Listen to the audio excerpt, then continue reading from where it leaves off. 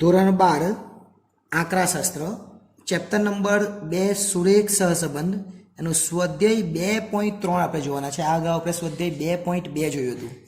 દાખલા નંબર પહેલો છે, ખૂબ જ અગત્યના દાખલા છે. સહસંબંધ છે, સહસંબંધાંક શોધવાનો છે, પણ રીત ખાસ યાદ રાખવાની, કારણ કે બે પ્રકારની રીત છે.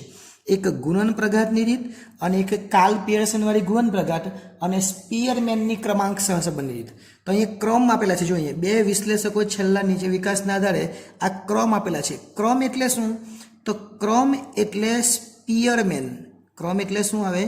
સ્પીયરમેનની ક્રમાંક સહસંબંધની રીત. ક્રમાંક સહસંબંધ છે એની રીત. એના ક્રમ આપણને આપી દીધેલા છે. એટલે જ્યારે ક્રમ આપેલો હોય ને ત્યારે આપણે શું કરવાનું? તો પહેલા આપણે લખવાનું x ને y જે આપેલું છે તે તો લખી જ દેવાનું. એટલે અહીંયા આપણે લખી દે. આવી ગઈ છે આપણી એપ્લિકેશન SS એજ્યુકેશન. આ એપ્લિકેશનને ઇન્સ્ટોલ કરો. હવે જશે એકાઉન્ટ અને સ્ટેટનો દર દૂર. મળશે સંપૂર્ણ પાયાથી શિક્ષણ. બધા જ પ્રશ્નો, બધા જ સ્વાધ્યાય અને બોર્ડમાં પૂછાયેલા દાખલાનો સમાવેશ. વધુ માહિતી માટે SS એજ્યુકેશન એપ્લિકેશનને વિઝિટ કરી શકો છો. x અને અહીંયા આપણે લખી દે y. જે આપેલું છે તે બેઠું જ લખી દે. આપણે ABCD ન લખે તો પણ વાંધો નથી. એટલે x અને y આપેલો છે, પણ અને ક્રમ કહેવાય. એટલે ક્રમ કહેવાય એટલે આને RX કહેવાય અને આને કહેવાય RY. પેલું જે આપણે x ને y લખતા એ જ, પણ કહેવાય શું?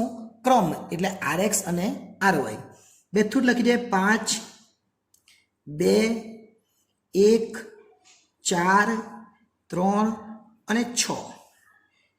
6 4 3 2 1 અને 5.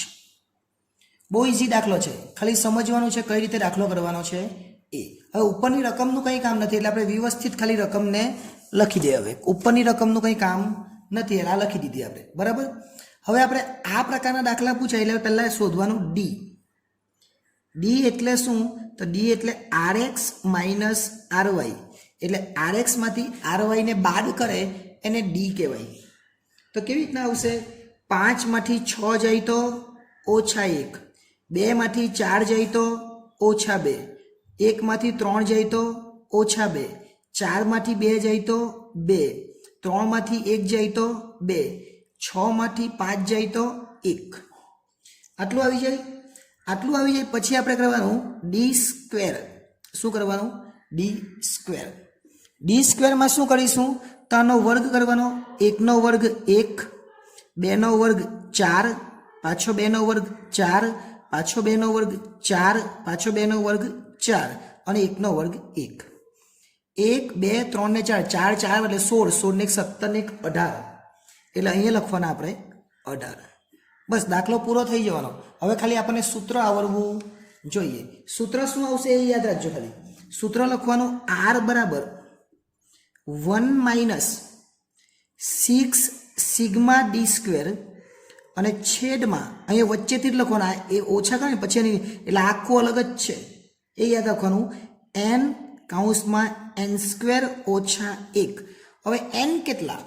તો n આપણને આપેલા જ છે. કેટલા? તો અહીંયા લખી જો 6. ને નહીં ખબર પડે તો 1 2 3 4 5 અને 6. એટલે n બરાબર કેટલા? 6. એ આપેલા જ છે. ચલો હવે શું કરીએ? 1 લખીએ પહેલા.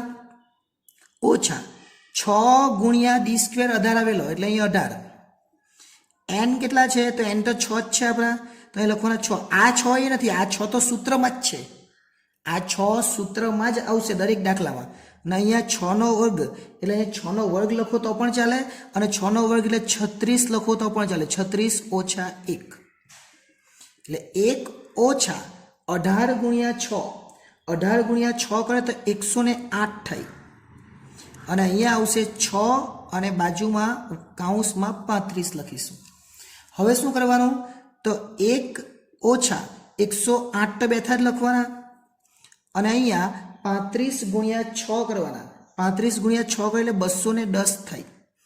એટલે 1 ઓછા 108 ભાગ્યા 210 કરવાના. 108 ભાગ્યા 210 કરે એટલે 0.51 આવે.